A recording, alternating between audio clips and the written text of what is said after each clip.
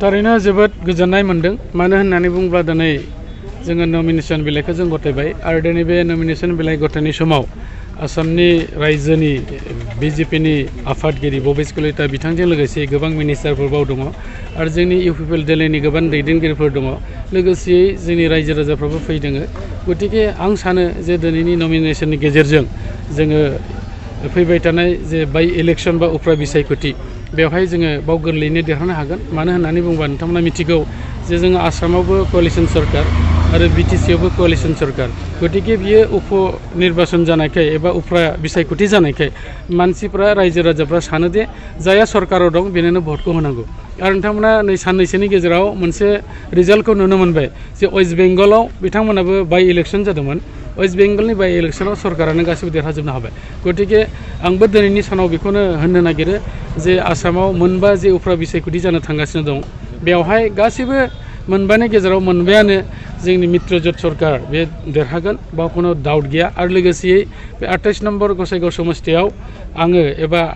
आंखौ जाय सापर्ट खालामदों जोंनि गासिबो दोलोफोर रायजो राजाफ्रा रेकर्ड मोनसे भट होनानै बिथांमोना देरहाहोनायनि बिथिङै खामानि मावगासिनो दङ आरो देरहालांगोन। नोंथाङा रायजोनिसिम फोसावदिं मेलाव मा इसु लाना थांगोन?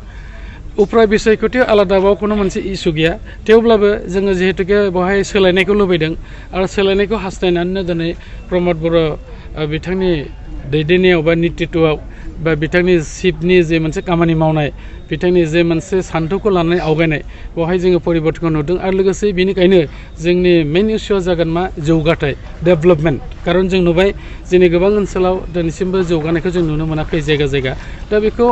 जोङो जौगाहोनायनि बिथिङै जों खामानिखौ मावगोन जोङो लामा सामाखौ लानायजों लोगोसे आरो मेनलि आं बुंबाय थादों जे 28 नम्बर गसाइगाव समस्ति हिसाबै 1 नम्बर जेंनायानो जाहैबाय संकस दैमानि जेंना बोसोरे बोसोरे दैबाना आरो हा खुरखानायनि जाहोनाव गोबां गामि बेयाव लेथेर फेथेर जानांबाय गैया सिलिंखार जानांबाय गोबां न'खरफ्रा हालाय हाफाय जानांबाय गतिके बेखौ सुस्रांनायनि मोनसे राहा लामा जाहाथे सरकारा लानो हायो बेनि बागै जोङो नोजोर बोनाय जागोन आरोबाव लाइमोनफोरनि जेंना